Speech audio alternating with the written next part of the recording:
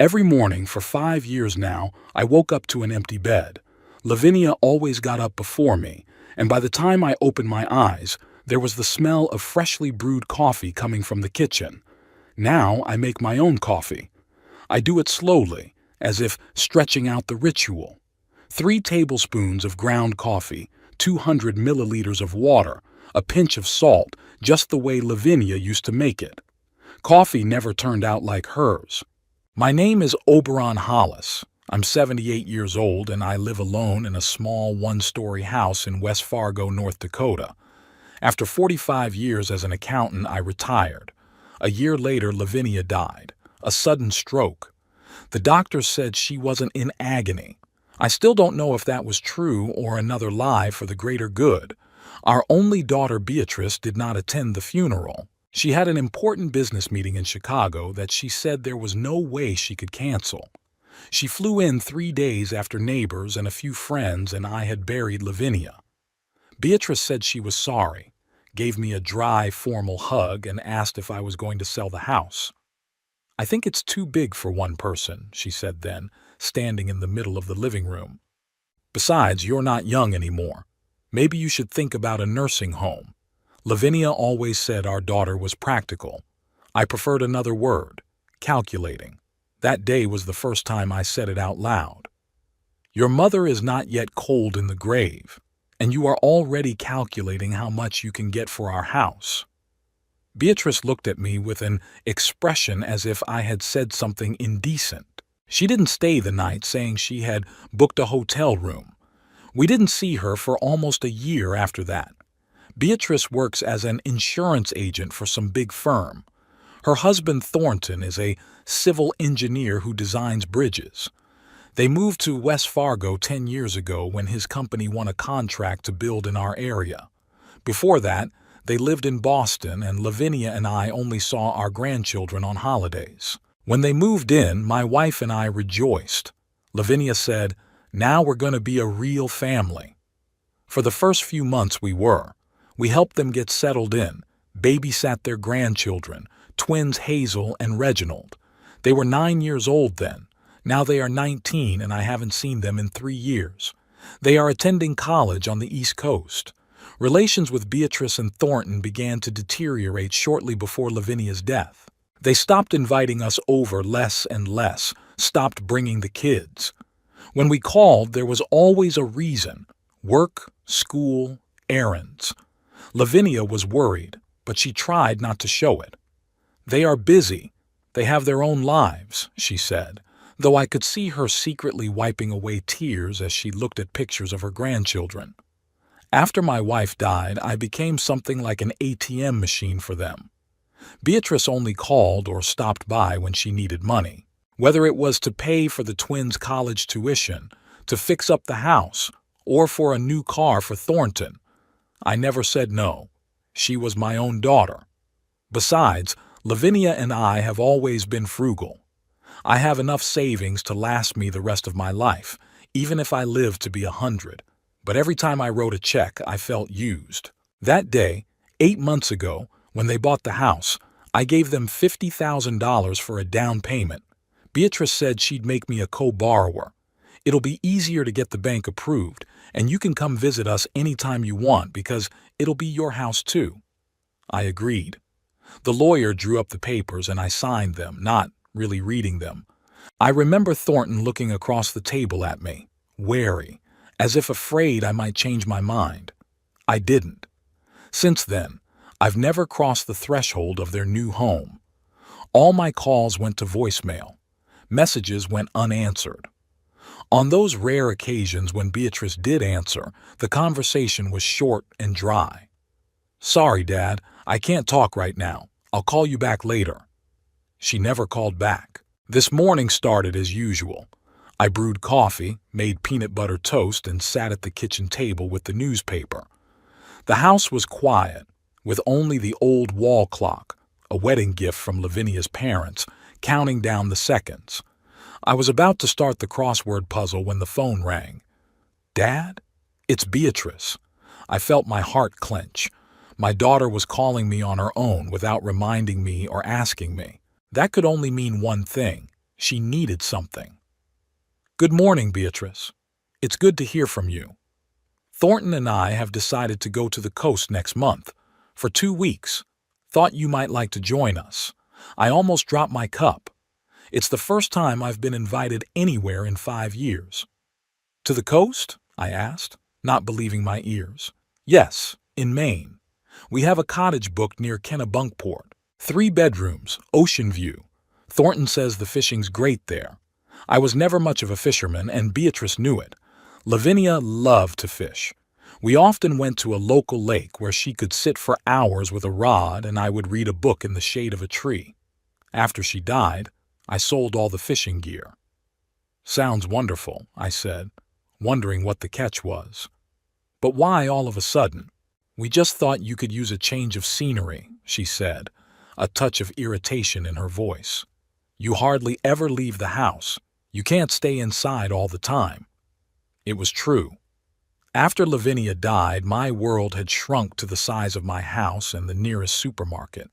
Sometimes I'd go to the park to feed the ducks, but lately even that had become difficult. My knees weren't the same anymore. "When do you plan to go?" 3 weeks from today. The 15th. We can pick you up on the way. We'll take your passport, credit card, and some clothes. You don't need anything else. The cottage has everything you need. Something in her words made me wary. She was too detailed. But on the other hand, maybe I really am too suspicious. Maybe they'd finally decided to patch things up. "Okay," I said after a pause. "I'll go with you." "Good." Beatrice's voice was visibly cheerful. "Then I'll see you on the 15th. Be ready at 8 o'clock in the morning." She hung up without waiting for my answer. I sat staring at the phone for a long time. Part of me was excited about the upcoming trip, the opportunity to spend time with my daughter. The other part, the part that had become much more cynical after all those years of neglect, was waiting for a catch. 3 weeks flew by. I packed as Beatrice had asked. Passport, credit card, a few sets of clothes, medications. I decided to take cash, just in case. $1,000 was in an envelope in the breast pocket of my shirt. On the day of departure, I woke up at 6 in the morning, although Beatrice said to be ready by 8. I couldn't sleep with excitement. I made coffee, ate breakfast, and sat at the living room window looking out at the driveway. The minute hand of the wall clock made circle after circle. 8, 8:30, 9. At 9:30, I started to worry. Maybe they'd had an accident? Maybe they forgot?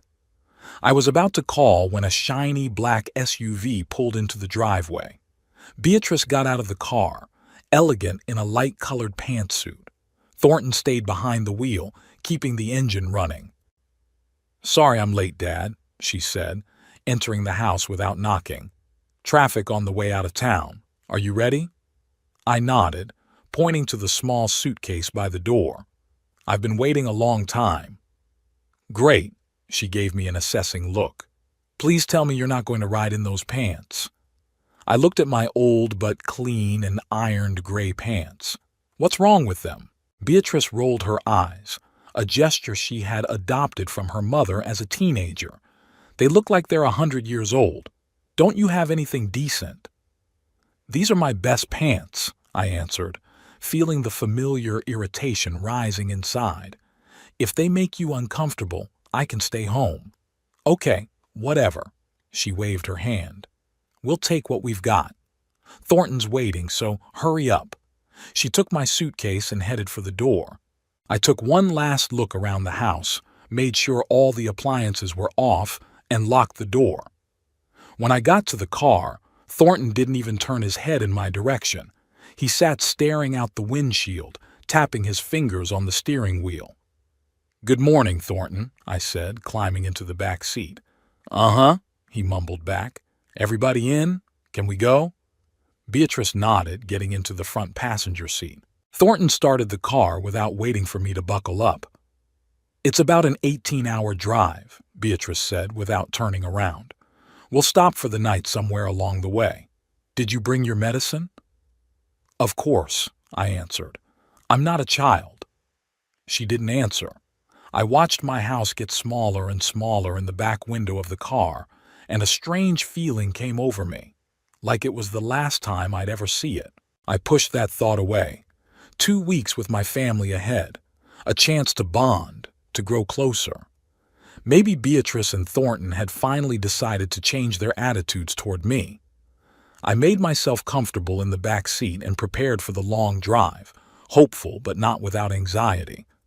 Somewhere deep inside, I knew things weren't as easy as they seemed, but I desperately wanted to believe that my daughter had finally remembered that she had a father, that I meant more to her than just a source of financial support. I wanted to believe that this trip was the beginning of a new chapter in our relationship. We pulled onto the highway and I watched the familiar scenery of North Dakota whiz by. Beatrice and Thornton talked quietly in the front seats, too quietly for me to make out the words. Sometimes they laughed, and I caught myself thinking I couldn't remember the last time I'd heard my daughter laugh. I closed my eyes, lulled by the monotonous noise of the engine and the thought that maybe things could still be fixed. Perhaps this trip was what we all needed. The first 2 hours of the ride passed in silence. I stared out the window at the fields and the occasional farmhouse. Thornton drove the car with concentration, and Beatrice typed something into her phone. Every once in a while, she'd show her husband the screen and they'd exchange short remarks, too quiet for me to make out. "How are the twins?" I asked, trying to start a conversation. I hadn't heard from them in a while. Beatrice, still on the phone, answered, "Fine, they're studying. Hazel has a new boyfriend, some musician. And Reginald? Does he still want to be a doctor?" "I think so," she shrugged. "He's taking a chemistry class right now. He says it's hard." Thornton chuckled. If he hung out less and studied more, it wouldn't be so hard. I wanted to say that at their age it was normal to study and hang out, as Thornton put it, but I didn't. Over the years, I've learned that any comments I make about parenting are taken in stride. "Should we stop for a bite to eat?" I asked after another hour. "I could buy you lunch." Beatrice turned around. "Dad, we left only 3 hours ago. Are you hungry yet?" "No, I was just thinking." "We were planning to stop 2 hours later in Minneapolis," Thornton interrupted me. "There's a decent restaurant there, recommended by a colleague." "Of course. I'm sorry." I leaned back in my seat, feeling like a delinquent child. Beatrice went back to her phone, and I went back to looking at the scenery outside the window. Suddenly the car slowed and Thornton pulled over. "What happened?" Beatrice asked worriedly. "I need to stretch," and he looked meaningfully at his wife. "Check the map." They got out of the car, leaving me inside. I saw them walk a few meters away and begin to argue animatedly. Thornton was gesticulating irritably. Beatrice was arguing passionately. I could not hear the words, but it was clear from their faces that the conversation was not pleasant. They glanced back at the car several times, and I looked away hastily, pretending not to notice them. About 5 minutes later, they returned. Thornton got behind the wheel, slamming the door shut with force. "Is everything all right?" I asked cautiously. "Fine," Beatrice said. We drove the rest of the way to Minneapolis in tense silence. We stopped at the Silver Spoon restaurant, a fancy place with a pretension to haute cuisine. Beatrice insisted I leave my tattered jacket in the car. "They have a dress code, Daddy," she said, as if she were explaining the obvious to a child. I obeyed, though I felt uncomfortable without my jacket. The restaurant's air conditioning was on full blast. We were escorted to a table by the window. A young waiter in a snow-white shirt handed us leather-covered menus. I could hardly make out the names of the dishes. The font was small, and I had left my glasses in my jacket. "Have you made up your mind?" Beatrice asked after a minute. "Not yet," I squinted, trying to read the description of some salmon dish. "Maybe you should choose something simpler," Thornton suggested. "Soup of the day or pasta?"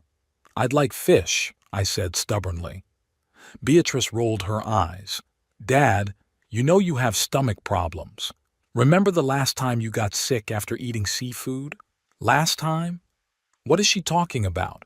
I haven't had seafood with them in years, and I don't have any stomach problems. Beatrice, you're confused. You better order the pasta. She slammed the menu down. Thornton, have you chosen? And so began a series of petty humiliations. They ordered me pasta when I wanted fish. They chose water instead of the wine I asked for. When the waiter brought the food, Beatrice asked me to cut my pasta into small pieces to make it more convenient for Daddy.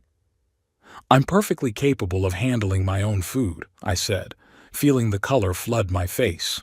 Sure you are, Daddy. She patted my hand with that condescending smile usually reserved for cranky children or old people out of their minds. Thornton grinned openly.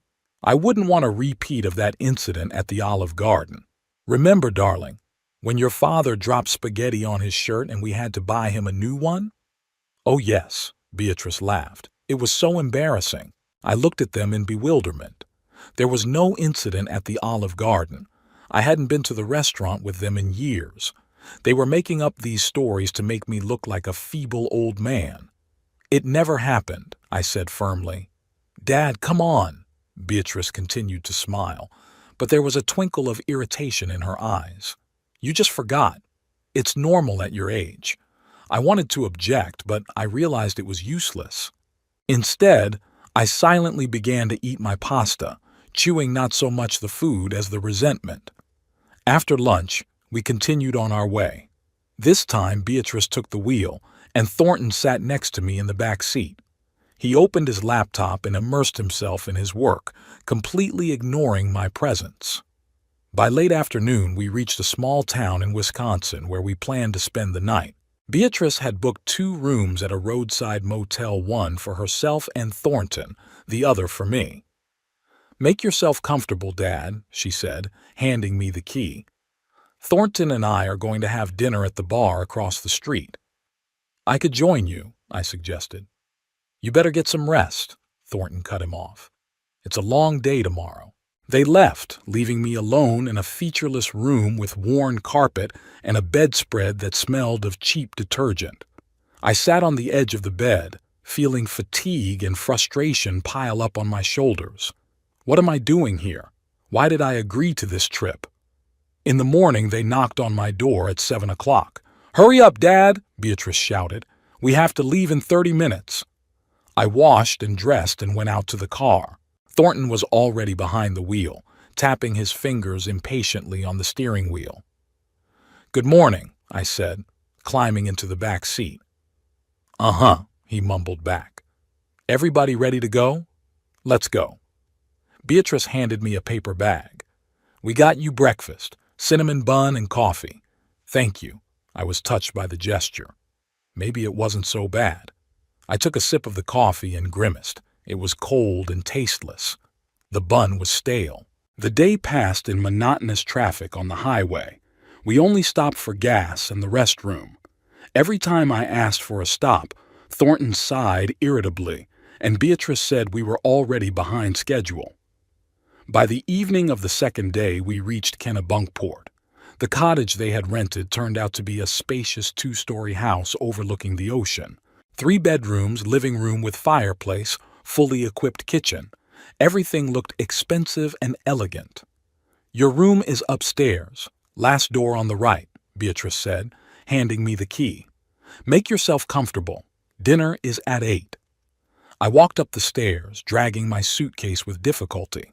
No one offered to help, though Thornton easily carried 4 huge suitcases. My room was the smallest in the house, with a narrow bed and a view of the neighbor's garage instead of the ocean. I unpacked, showered, and went downstairs for dinner. Beatrice and Thornton were sitting on the patio, sipping wine. There were 3 plates of pasta and salad on the table.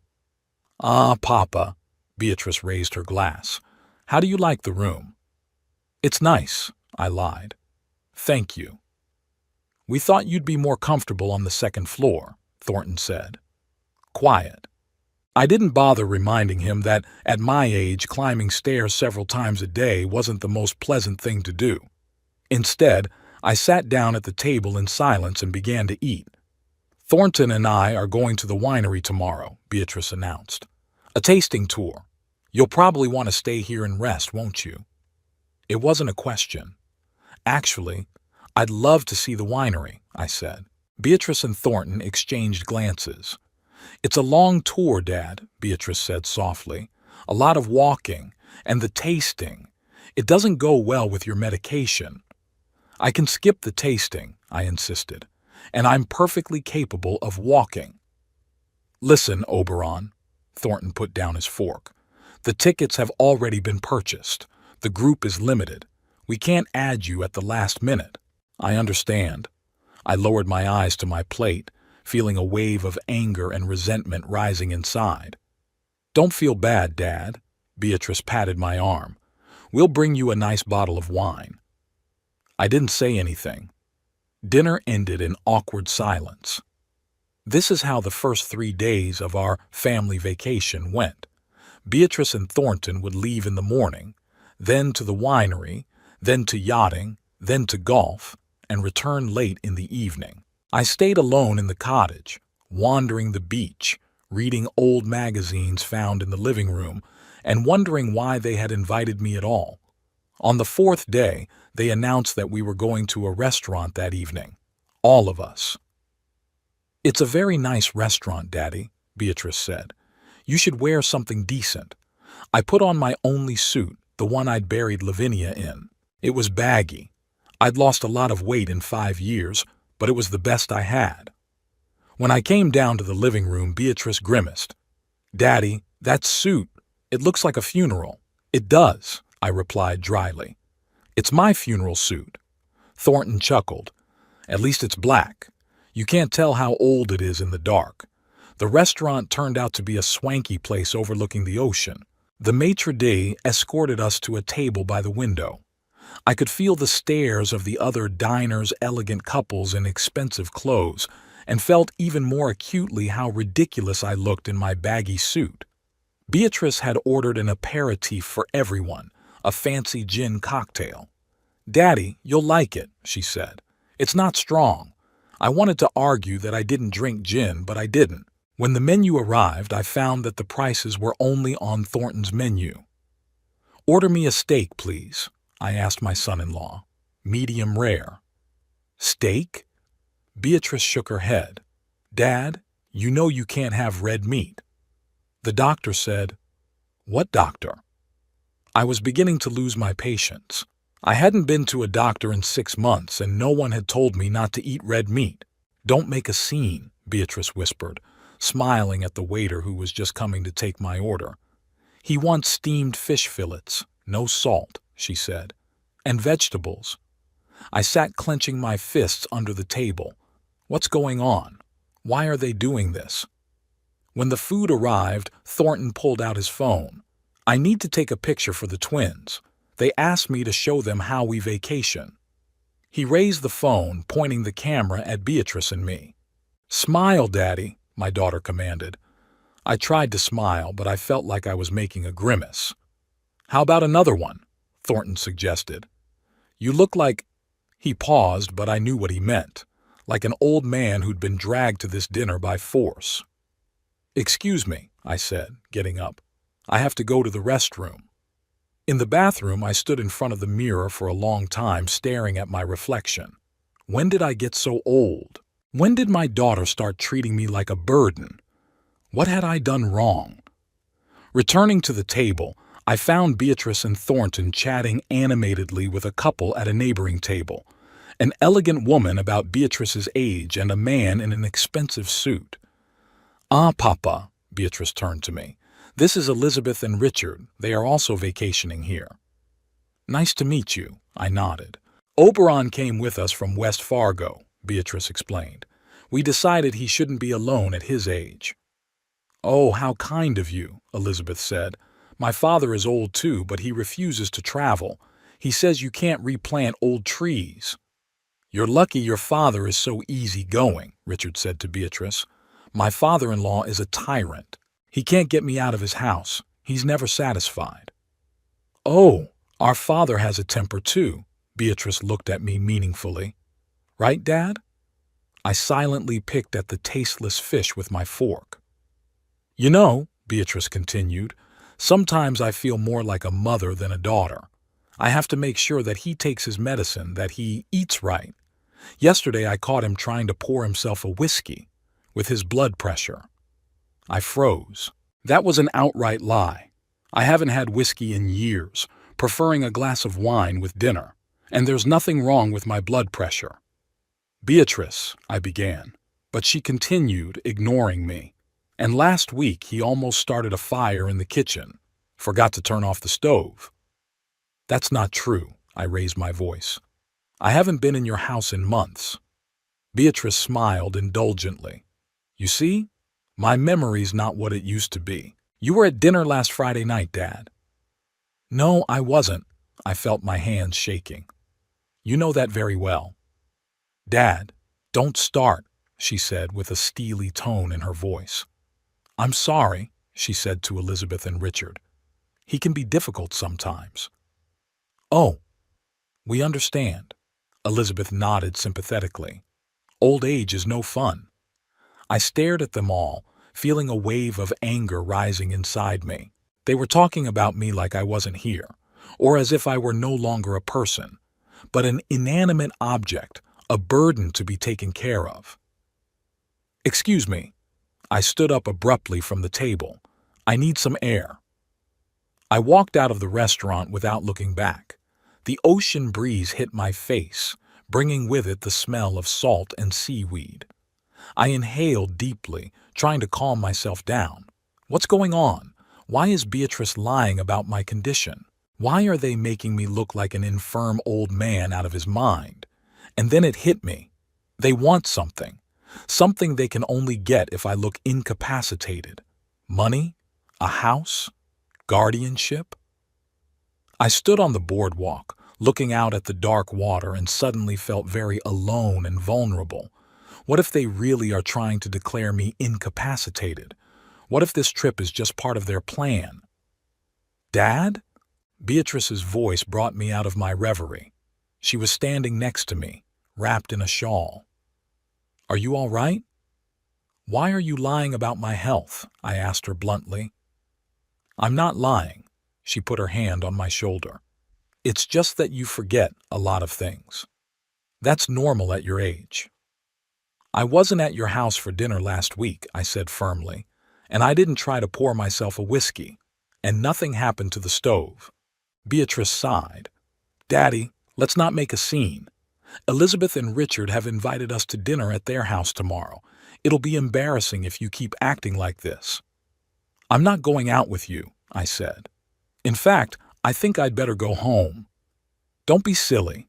She squeezed my shoulder tighter. "How will you get back? Take a cab to West Fargo?" She laughed as if I'd said something incredibly funny. "Let's go back. Thornton's already paid. There's a car waiting for us." I realized I had no choice, at least not now.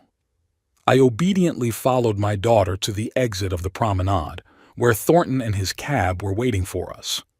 I sat in silence in the car, staring out the window at the lights of the coastal town floating by. Beatrice and Thornton were talking quietly in the front seat. I could hear bits and pieces of phrases. "It's too soon. We should wait a couple more days. He's starting to suspect something." I felt a chill run down my spine. They were up to something, something to do with me. And whatever it was, it didn't bode well for me. Back at the cottage, I went up to my room, locked myself in, and lay on the bed without undressing. Sleep did not come. I lay staring at the ceiling, trying to figure out what was going on. One thing I knew for sure was that I had to stay alert. Beatrice and Thornton were up to something, and I had to be ready. I woke up to the sound of the front door slamming. The sun was already high in the sky, and the clock on my bedside table read almost 10 in the morning. Strange, I usually woke up much earlier. It must have been the sleepless night and all the worries of the last few days. When I went downstairs, I found the living room empty. There was a note on the kitchen table, written in Beatrice's neat handwriting. "Daddy, Thornton and I went on a field trip to a neighboring town. We'll be back late tonight. There are sandwiches in the refrigerator for lunch. Don't miss us. B. I opened the fridge. Indeed, there was a plate with 2 sandwiches wrapped in food wrap on the shelf. I wasn't hungry, so I just poured myself a glass of orange juice and went out onto the terrace. The day promised to be beautiful. Cloudless skies, a light breeze off the ocean, the cries of seagulls. In another situation, I would have enjoyed this morning, but now all my thoughts were occupied with Beatrice and Thornton's strange behavior. I decided to take a walk on the beach. Maybe the fresh air would help me make sense of the situation. When I got back to my room, I changed into more appropriate clothes for the walk, grabbed my wallet, and left the house. The beach was only a 5-minute walk away. Despite the beautiful weather, there weren't many people. A few families with kids, a couple of elderly people walking their dog, and a lone surfer surfing the waves. I found a vacant bench overlooking the ocean and sat down, exposing my face to the sunlight. As time passed, I sat there, lost in thought. Something was bothering me. Beatrice's note seemed too ordinary after last night's incident at the restaurant. Not a word of apology, not a hint of our conversation. It was as if nothing had happened. By noon, I was hungry and decided to go back to the cottage for sandwiches. As I got up from the bench, I discovered that my wallet had fallen out of my pocket. Luckily, it was lying nearby on the sand. I picked it up and machine-checked the contents. There was no credit card. I double-checked all the compartments, shook out the contents on the bench. The card was nowhere to be found. There was cash, though. The same $1,000 I had thoughtfully brought with me. I was sure the card had been in my wallet when I left the house, so Beatrice or Thornton had taken it while I was asleep. I felt a wave of anger rising inside. Why did they need my credit card? If they needed money, they could have just asked.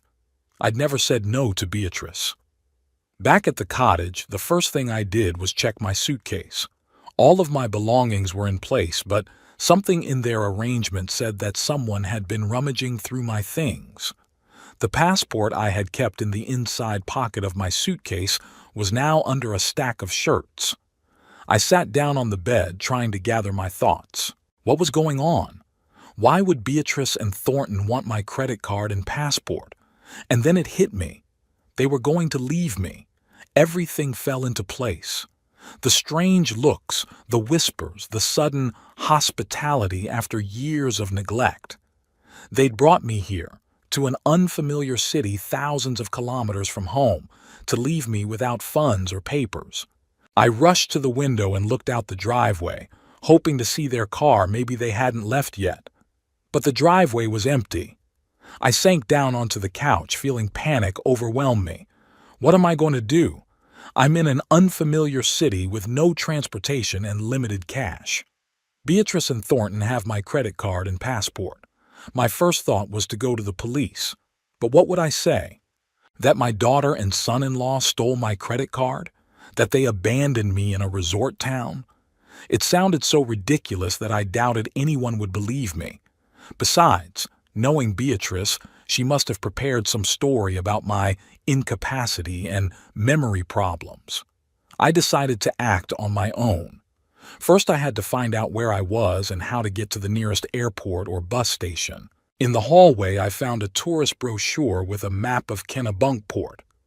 Judging by it, it was about 3 kilometers to the city center. There must be a tourist office there that could help me. I quickly packed the things I needed: documents, cash, a change of clothes, into a small bag I found in the closet. The rest would have to be left behind. Locking the house, I decided to take the key with me. A petty revenge, but still, I set off. The drive to the city center took almost an hour. Despite the good weather, I was quickly tired, the effect of age and all the worries. At the tourist office, I was met by a friendly young woman. "What can I do for you?" she asked me with a smile. "I need to get to West Fargo, North Dakota," I said. "What's the fastest way to do that?" She raised her eyebrows in surprise. "West Fargo? That's pretty far. You'd have to go to Portland, get on a plane to Minneapolis, and then take another flight to Fargo. How do you get to Portland? There's a bus that runs 3 times a day. The next one is in 2 hours. I nodded. How much is the ticket? $35 one way. I mentally calculated with the bus, cab to the airport, airfare, food, and maybe a hotel. If I couldn't get a flight out the same day, most of my cash would be gone. But there was no choice. Where can I buy a bus ticket? Right here. She pointed to the small window of the ticket office in the corner of the office. But you'll need an ID. My heart dropped. My passport, which was my primary identification, was still in Beatrice's possession. I rummaged through my wallet, my driver's license. I'd forgotten all about it since I'd stopped driving years ago when my eyesight began to fail. I have a driver's license, I said, relieved to pull out a plastic card. That's enough, the girl nodded. After buying a bus ticket, I went to a small cafe across from the bus station. I had almost 2 hours before departure, and I decided to use that time to gather my thoughts and make a plan of action. Sitting at the table with a cup of coffee, I allowed myself to truly realize what had happened for the first time in a while. My own daughter had abandoned me in a strange place, thousands of kilometers from home, taking my documents and credit card. My son-in-law, who had never made much of a secret of his disdain for me, must have been the mastermind behind this plan. But why? What did they want to accomplish by doing this? The only thing that came to mind was money. They wanted access to my savings. Maybe they were planning to declare me incompetent, but that would require medical reports, doctor's certificates, or, they were counting on me not being able to come home, that I'd stay here in a foreign city without resources or connections. The more I thought about it, the clearer it became that their plan hadn't been well thought out. They didn't take into account that I had any cash left. They didn't take my driver's license.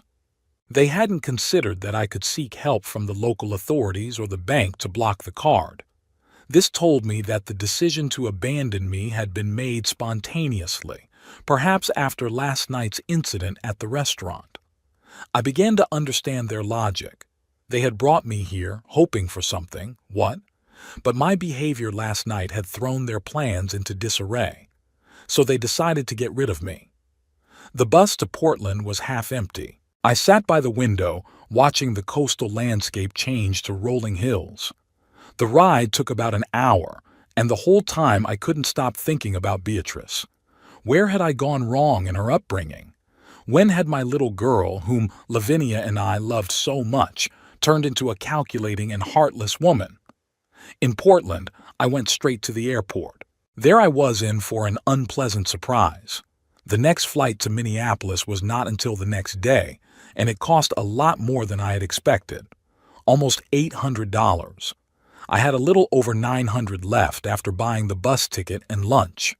I stood in front of the flight schedule board, feeling despair come over me in a wave. I could buy a ticket, but then I'd have virtually no money left for food and transportation in Minneapolis. What if the flight to Fargo is just as expensive? "Can I help you?" A voice came from behind me. I turned around. Standing in front of me was an older woman in an airport employee's uniform. "Yeah, I'm trying to get home," I said. "West Fargo, North Dakota. But flights are very expensive and I'm on a tight budget." She nodded sympathetically. "Yes, in the high season, the prices bite. But there may be alternatives. Have you considered the bus option?" "A bus? To North Dakota?" "Yeah, there's a Portland to Chicago to Minneapolis to Fargo. Takes 3 days, but it's a lot cheaper than airfare. 3 days on a bus didn't sound very appealing, but I had no choice." "Where can I find out more information?" She walked me to the bus company's information desk, located right inside the airport building. Indeed, a ticket to Fargo via Chicago and Minneapolis cost only $230. The bus was leaving in 4 hours. I bought the ticket, feeling a huge sense of relief. At least now I had a concrete plan. I would get home, even if not as quickly as I would have liked. I spent the remaining time before departure in the small airport cafeteria, reflecting on my life and my relationship with my daughter. I remembered how Beatrice had been as a little girl, a smart, inquisitive girl with dimples in her cheeks when she smiled.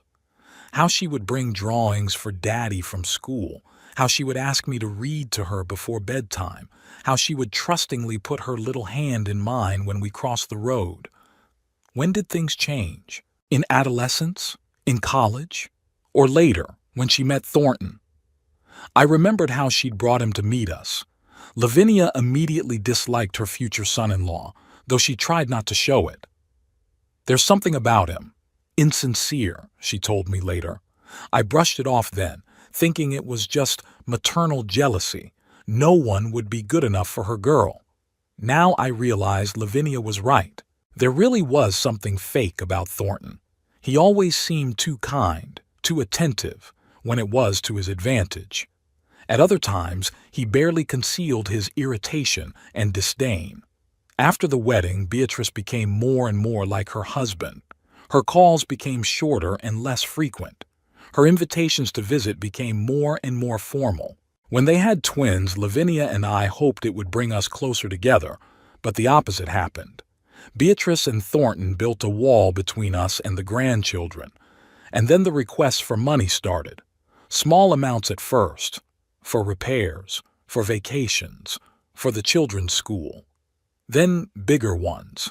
I never said no, partly because I wanted to help my daughter, partly out of guilt. I thought I had made a mistake somewhere in her upbringing, and now I was trying to make up for it with financial support.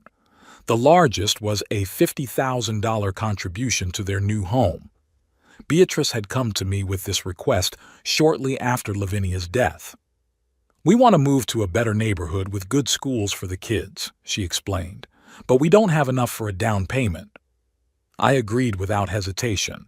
Lavinia had left a substantial insurance policy, and I wanted that money to benefit the family.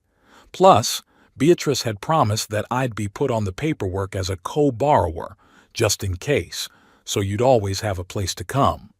I remembered the day we signed the papers in the lawyer's office. Beatrice was unusually affectionate, Thornton unusually friendly. I signed all the papers with barely a glance. I remember the lawyer asking if I was sure I wanted to be a co-borrower and not just give money as a gift. A co-borrower is liable on the mortgage but also has rights to an interest in the property, he explained.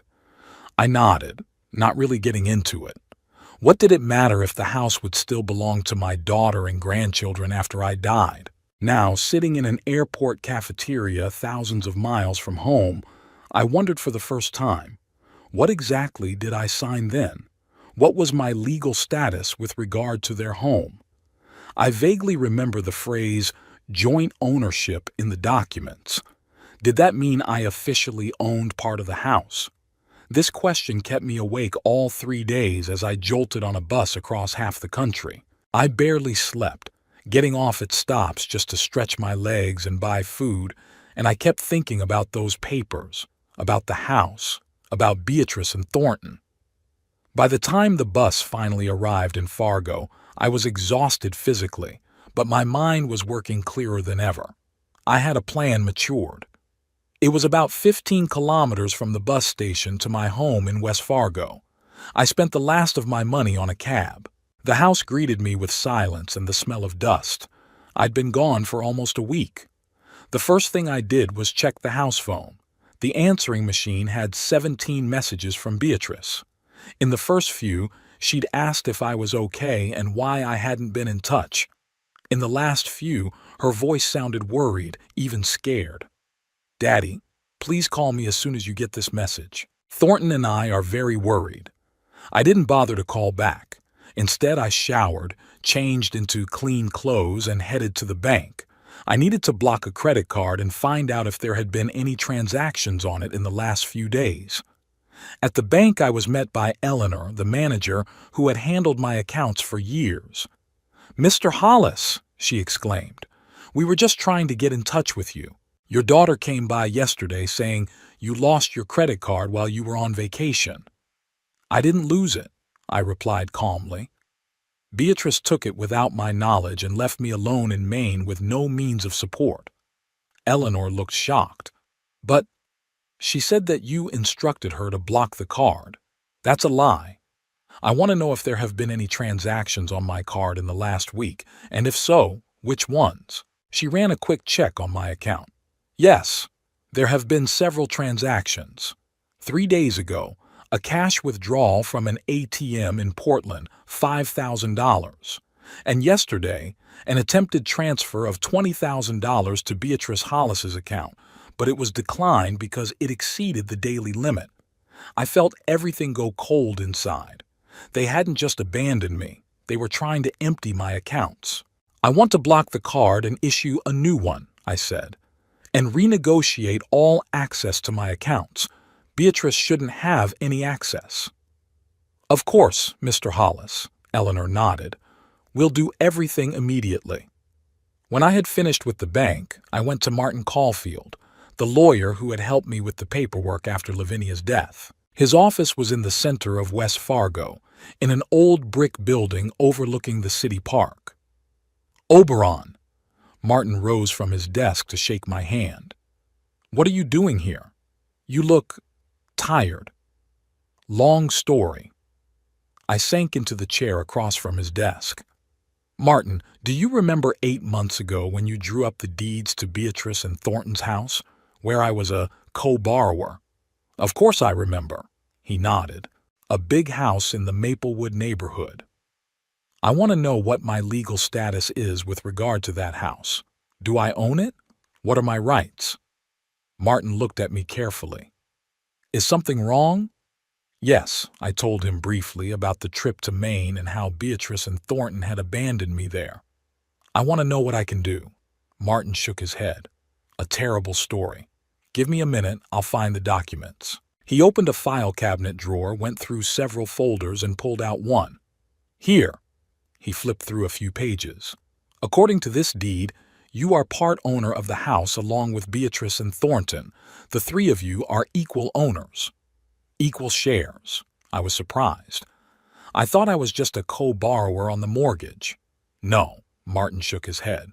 You're a full owner of 1/3 of the house. What's more, he turned the page, there's a clause that says that any decisions regarding the sale or transfer of ownership must be made unanimously by all three owners. I felt a strange warmth spill inside. Not gloating, no, more like a sense of justice restored. So, I said slowly, I can sell my share? Or even initiate the sale of the whole house? Yes, Martin nodded. You can sell your share to anyone you want. Or, if you find a buyer for the whole house, you can initiate the sale process. Beatrice and Thornton could refuse to sell their shares, but then the case could go to court to force a division of the property. I leaned back in my chair, pondering this information. I own 1/3 of their house, the house they never once invited me into after I gave them the money for the down payment. The house that houses the people who abandoned me in a foreign city thousands of miles away from home, taking my papers and trying to steal my money. Martin, I said after a pause, I want to sell my share. Immediately. Sell your share? Martin asked, looking at me carefully. To whom? I wondered. Really? Who would want to buy 1/3 of a house where other people live? What if I sold the whole house? I asked. You said I could initiate the sale. Martin chewed his lip, thinking. Technically, yes. As a co-owner, you have the right to initiate the sale, but Beatrice and Thornton might not agree, and then the matter would go to court. It's a long process. I have time, I replied. What's the first thing to do? Get a realtor to appraise the house. Then write a formal notice to Beatrice and Thornton of your intention to sell the property. I can prepare all the necessary documents. I nodded. Is there a realtor you can recommend? Yeah, Veronica Page. She's been working with real estate in that area for years. She's very competent. He wrote the realtor's name and phone number on a piece of paper and handed it to me. Thank you, Martin. There's one more thing. I hesitated. Beatrice and Thornton keep their second car in my garage. Technically it's theirs, but I paid part of the price and my name's on the paperwork. Can I sell it? Martin went back to the file cabinet. Let me remember. Oh, here. Yeah, is that the red SUV? Legally, you're a co-owner because your name's on the registration papers. But it's going to be hard to sell without their consent. What if we could find a loophole? I wasn't going to back down. Martin rubbed his chin thoughtfully. There is one option. If the car is on your property for more than 6 months without moving, you can file an abandoned property claim. But you have to prove that you tried to contact the owners. They haven't returned my calls for many months. That was the truth. And the car has been sitting in my garage for over a year. In that case, there's a chance. You have to file the proper paperwork with the DMV. If everything goes smoothly, in 30 days, you could have the right to sell it. I nodded, mentally ticking off another item in my retaliation plan. One last question. Beatrice and I have a joint bank account. I opened it when she was in college to send her tuition money. We never closed it. Can I withdraw money from it? Martin frowned. If it's a joint account with equal access rights, then legally yes. But I'd recommend caution. If there's money in there that clearly belongs to Beatrice, I've been transferring $500 there every month for the last 5 years, I interrupted him. They never thanked me for it, just silently withdrew the money. I guess whatever's in there is mine. Martin shrugged his shoulders. In that case, you have every right to dispose of those funds. I thanked the lawyer and left his office with a clear plan of action. The first thing I did was to call Veronica Page. She agreed to meet with me the same day. Veronica was an energetic woman in her 50s with a keen eye and business acumen. She listened attentively to my story, without surprise or judgment.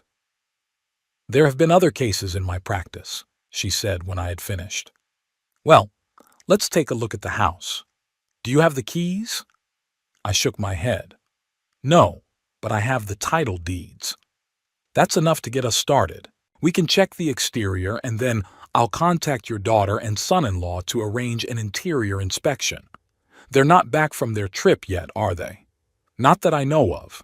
We agreed to meet in an hour at Beatrice and Thornton's house.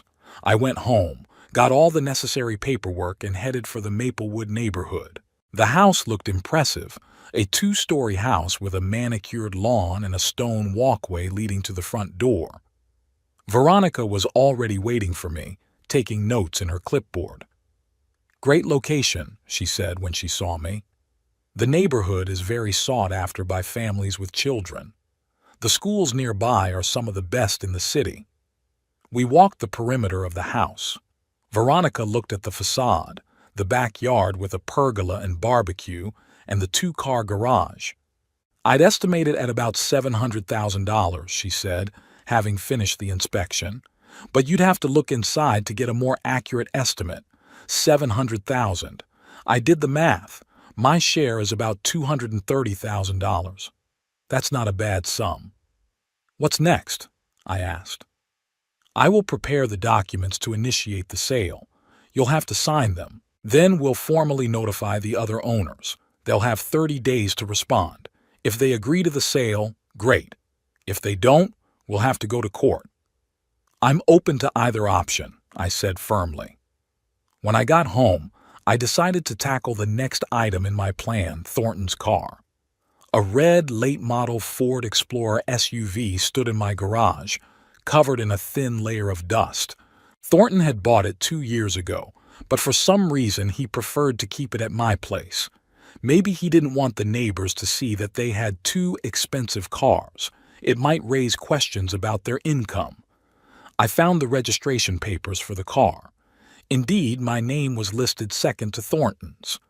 I remembered how my son-in-law had asked me to sign the papers, explaining that there were some tax benefits. I didn't bother to look into it.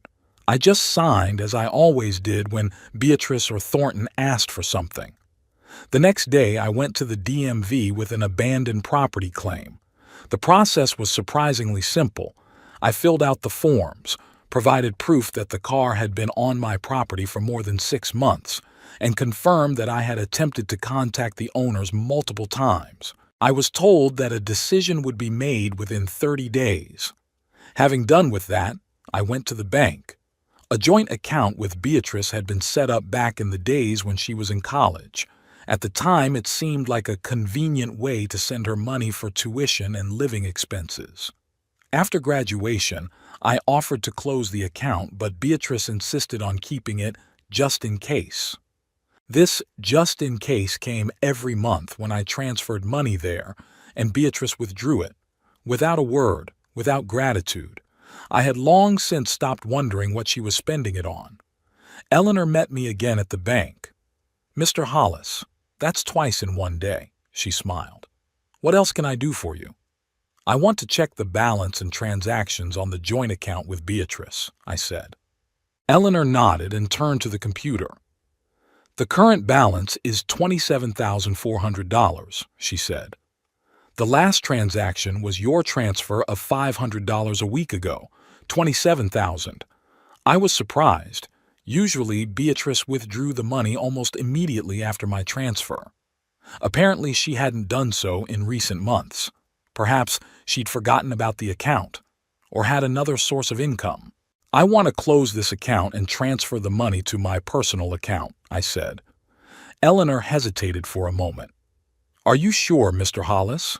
It's a joint account, and it usually requires the consent of all the owners to close it." "I opened this account. I've been depositing money into it all these years," I said firmly. "If there are any legal impediments, I'm willing to sign any documents taking responsibility for it." Eleanor checked the account information again. Indeed, according to the transaction history, all the deposits were made from your side. In that case, you have the right to close the account. But I must warn you, your daughter can challenge this decision. "Let her try," I answered. "I am ready to provide all the necessary proof that the money belongs to me." The process of closing the account took about an hour. I had to sign several documents confirming my decision and taking responsibility for any possible claims from Beatrice. In the end, $27,400 was transferred to my personal account. As I left the bank, I felt a strange sense of relief. It was as if I had broken another thread that bound me to my daughter and son-in-law, a thread that had long ago become a heavy chain. I spent the next 2 weeks actively looking for a new place to live. My home, though cozy, was full of memories, of Lavinia, of Beatrice the child, of happy times that would never return. Besides, Beatrice knew the address, and I wanted to disappear from her life completely. I found a small but bright apartment in a new development on the other side of town. The neighborhood was quiet, with lots of parks and a lake nearby. The rent was quite reasonable, $1,200 a month, including utilities. The owner of the apartment, a man about my age named Silas, was a pleasant conversationalist. He lived next door and rented out several apartments in the complex. "You know, Mr. Hollis, I don't usually rent to people who are older," he admitted during our first meeting. "Too many problems, blood pressure, heart problems. But you look strong. And you have honest eyes." I smiled. "Thank you for your kind words. I promise not to be a bother." We signed a 1-year lease with an option to renew. I paid the first and last month's rent and got the keys. The move only took 2 days. I decided to leave most of my furniture and belongings in the old house. They were part of my past life. I took only the essentials with me: clothes, a few books, pictures of Lavinia, a computer, and some kitchen utensils. Everything else I planned to buy again. New life, new things. Along with the move, I was in the process of changing my contact information. First, I changed my phone number, choosing an operator I had never used before. Then I created a new email address. I had used the previous one for over 10 years and it was known to Beatrice. I updated the information in all the important places: the bank, the insurance company, the medical offices. Everywhere I put a new address, a new phone number, new mail, nowhere leaving a trail that could lead back to me. The last step was to disconnect the home phone at the old house. Before doing so, I listened to all the messages from Beatrice. Over 30 of them had accumulated. Her voice was becoming increasingly anxious, even panicked. In the last messages, she threatened to go to the police if I didn't get in touch. I wasn't moved by that. I just erased all the messages and called the phone company to disconnect the line. 3 weeks after I returned from Maine, two important events occurred. First, the DMV granted my abandoned property claim and issued me paperwork, allowing me to sell Thornton's car. Second, Veronica Page reported that she had found a potential buyer for the house who was willing to pay $720,000. "That's a very good offer," she said, "especially since the buyer is willing to act quickly. But we still need Beatrice and Thornton's approval. Have they received the notice yet?" "Yes, I sent it by registered mail to the address of the house. But there's no reply yet." I nodded. Most likely Beatrice and Thornton hadn't returned from their trip yet.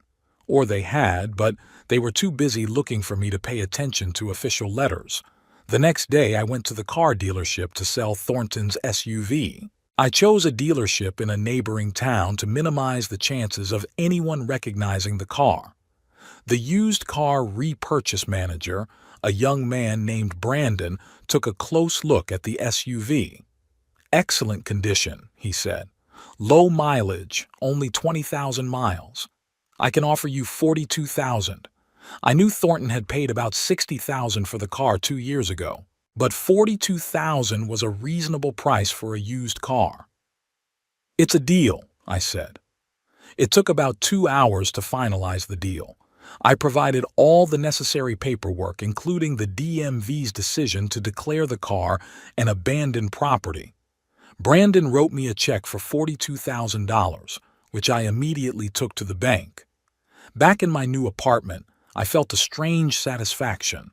The revenge plan was beginning to bear fruit. I had sold Thornton's car, emptied the joint account, and soon I might be selling their house. All the threads that bound me to my daughter and son-in-law were severed. A new address, a new phone number, new mail. I sat in a chair by the window overlooking the lake, sipping tea, and reflected on how my life had changed over the past month. The pain and resentment hadn't disappeared, but they had transformed into something else, into determination, into a desire for justice. The next day, I got a call from Veronica. "Mr. Hollis, I have news. The buyer insists on closing the deal as soon as possible. He's willing to increase the offer to $75,000 if we close within a week." "What about Beatrice and Thornton's consent?" "The notice period expires in 3 days. If they don't respond, we can take legal action to force a sale. Given the circumstances and the fact that you are a full co-owner, the chances of a favorable decision are very high." I wondered. Litigation meant additional costs and time, but on the other hand, the buyer was offering an excellent price. "Let's go ahead with the plan," I decided. "If Beatrice and Thornton don't respond by the deadline, we'll start legal proceedings." "Great," Veronica said. "I'll contact you as soon as I have news." 3 days later, Beatrice and Thornton still had not responded to the notice. Veronica initiated court proceedings to force the sale. "It's going to take some time," she warned. "But all things considered, I'm pretty sure the court will be on our side." I nodded. I had time.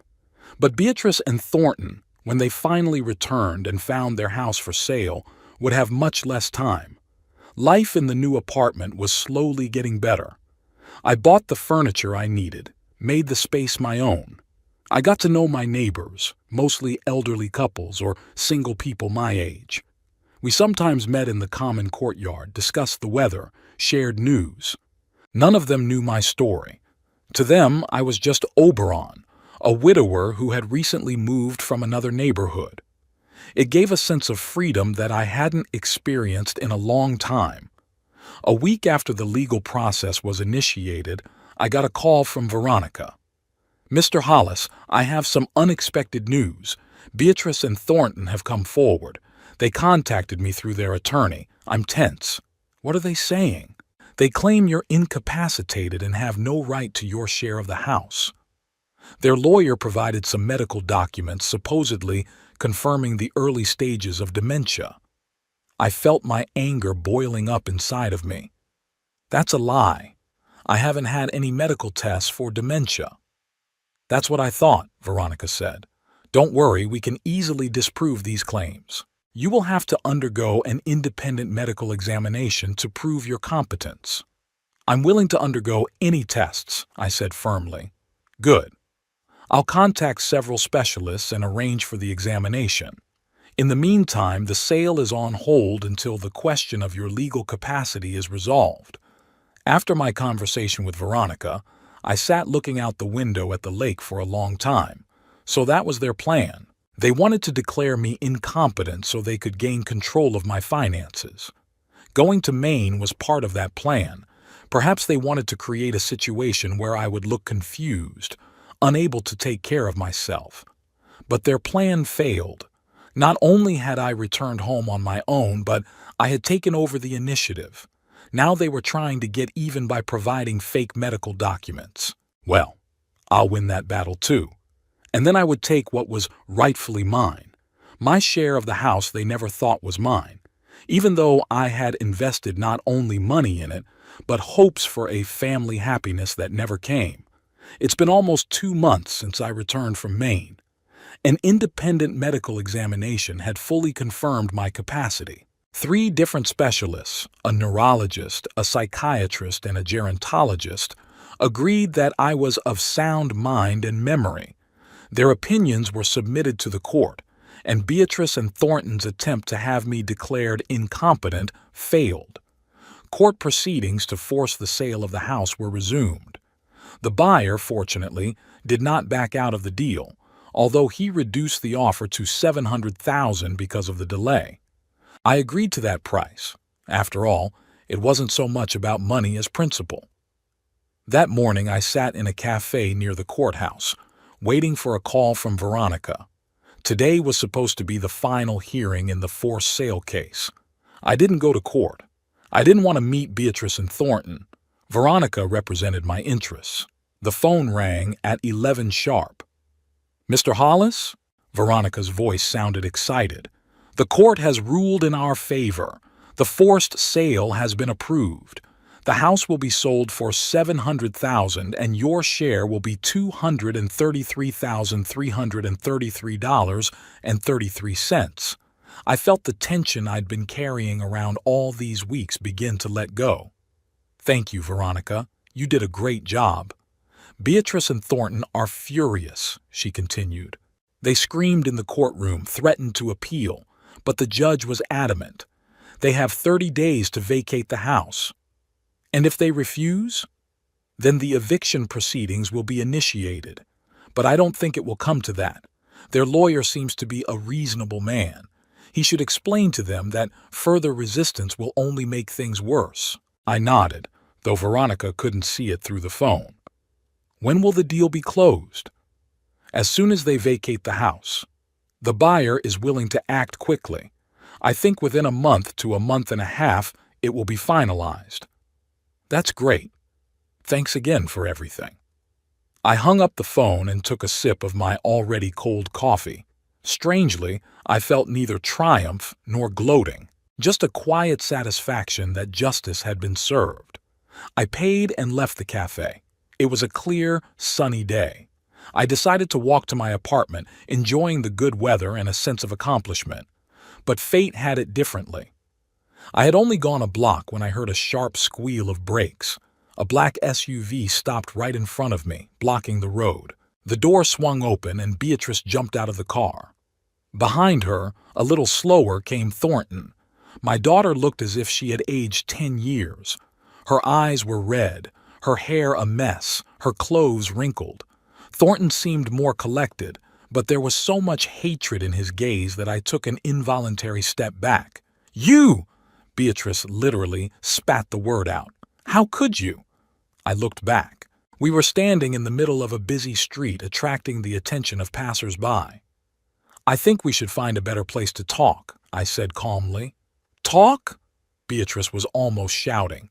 You sold our house. You stole our car. You took our money.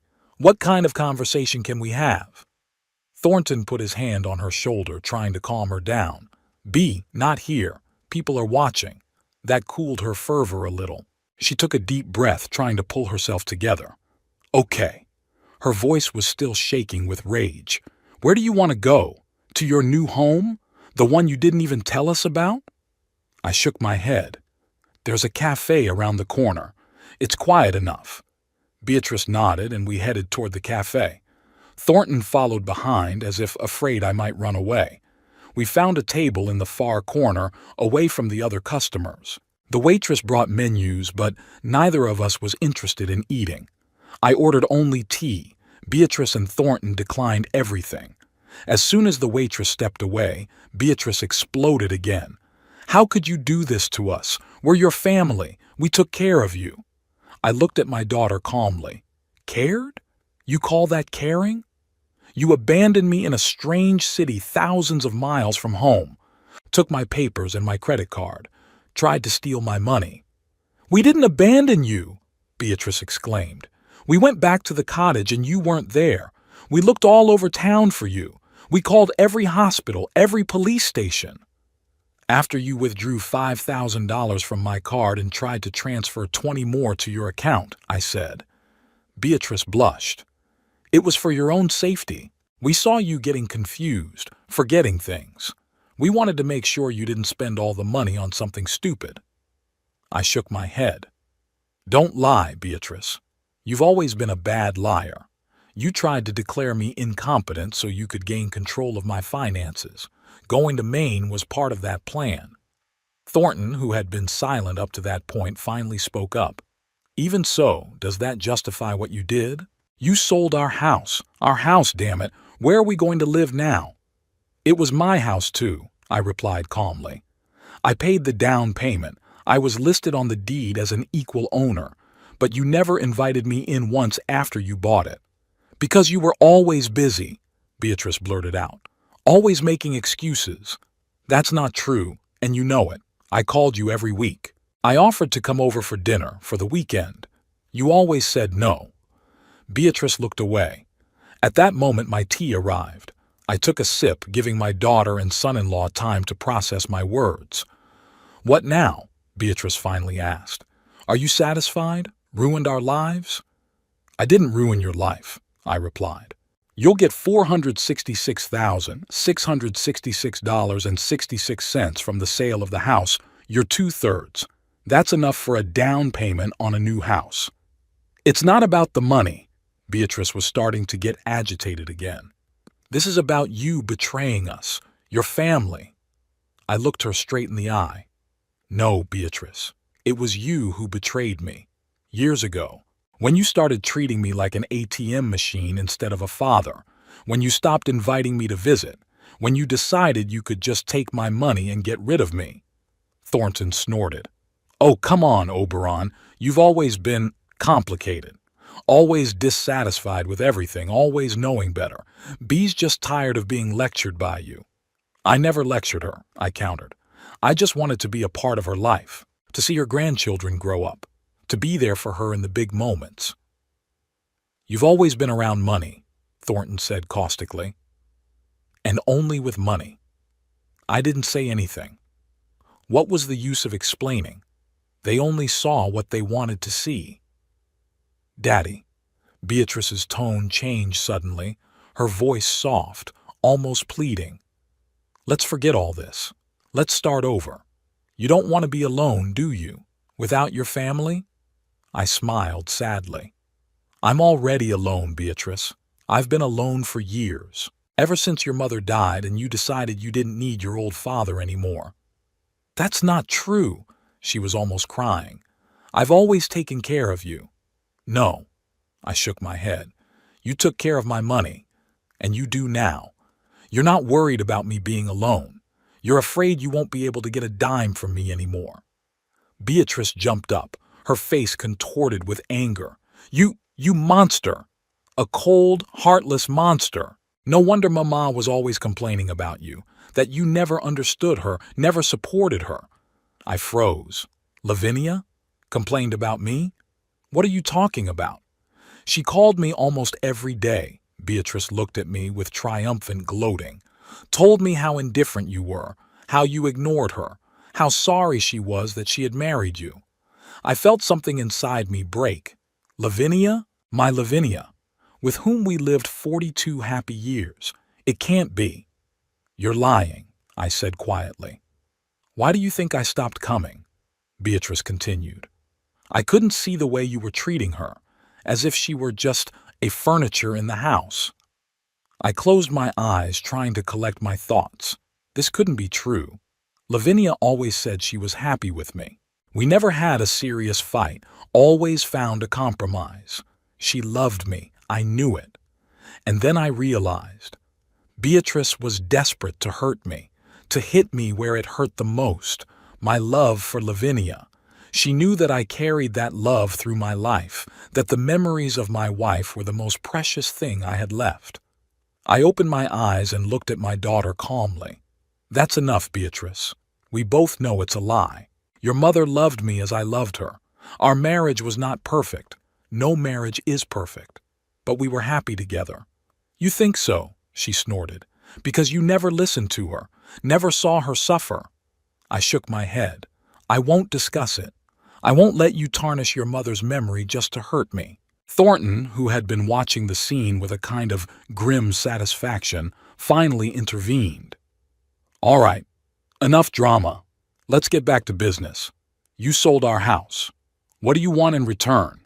You want us to apologize? Okay, I'm sorry we left you in Maine. It was stupid. We weren't thinking. I looked at him in surprise. Did he really think a simple sorry was enough? I don't want anything from you, I said. No apology, no explanation. I just want you to leave me alone. Leave you alone, Beatrice interjected. You're our father. We're family. No, Beatrice. We haven't been family for a long time. A family doesn't abandon each other in a strange town. A family doesn't steal money. A family doesn't try to have its members declared incompetent for profit.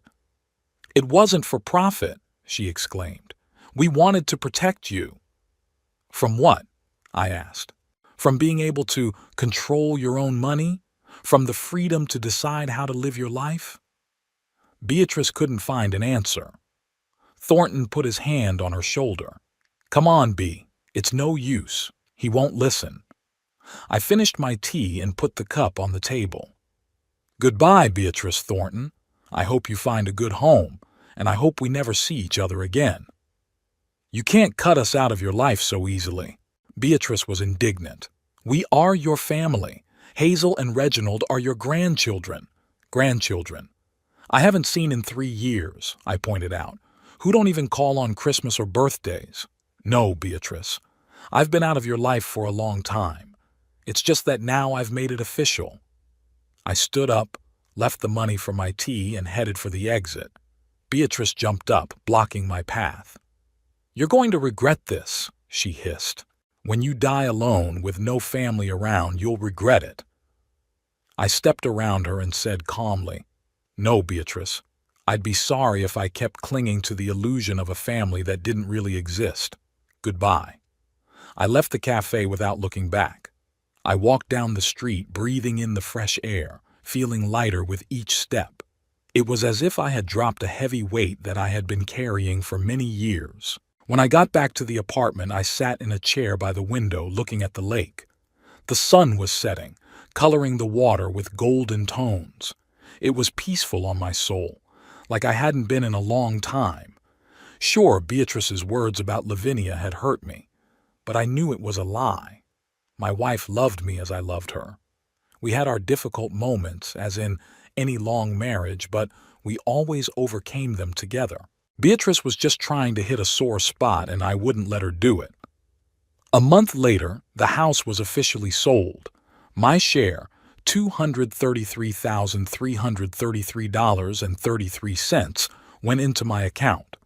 Together with the money from the sale of Thornton's car and the funds from the joint account, I had just over $300,000, more than enough to live comfortably at my age. I didn't know what Beatrice and Thornton had done with their share. I didn't know where they lived, what they did, and I didn't want to know. That chapter of life was closed to me. Sometimes, of course, I thought about my grandchildren. Hazel and Reginald must be graduating from college by now. I hadn't seen them in so long that I would hardly recognize them when I met them. Sometimes I wondered if Beatrice and Thornton had told them what had happened. And if so, in what version? They probably pictured me as a crazy old man who had sold their house out of spite or senile dementia. But that didn't bother me. I knew the truth, and lived in peace with that truth. My life in my new apartment was quiet, measured. I made a few acquaintances among the neighbors, elderly people just like me. We would sometimes get together to play cards or just talk. None of them knew my story, and I preferred to keep it that way. One day, about 6 months after the house was sold, I received a letter, a plain paper letter, no return address. The handwriting on the envelope was unfamiliar. Inside was a postcard of the ocean, the same coastline in Maine where I'd been with Beatrice and Thornton. On the back were just a few words. "Thank you for the truth, Hazel." I stared at that postcard for a long time, not knowing what to think. Hazel? My granddaughter? How did she know where I lived? And what did she mean by the truth? Maybe Beatrice and Thornton had told the children what had happened after all? Or did Hazel find out some other way? And why was she thanking me? I thought about writing back, but realized I didn't know where to send the letter. There was no return address on the postcard. In the end, I just put the postcard in the desk drawer where I kept Lavinia's pictures and a few memorabilia. Maybe someday I'd find out what Hazel meant, or maybe I wouldn't. It didn't matter that much anymore. What matters is that I'm finally at peace, free of the toxic relationships that had poisoned my life for years, no longer clinging to the illusion of a family that didn't really exist. Sitting in a chair by the window overlooking the lake, I thought about how strangely life works. Sometimes you have to lose something precious, your home, your family, your illusions, to gain something more important: freedom, peace of mind, self-respect. I didn't know what the future would bring. At my age, it didn't promise to be long, but I knew I would live my remaining years at peace with myself, and that was enough.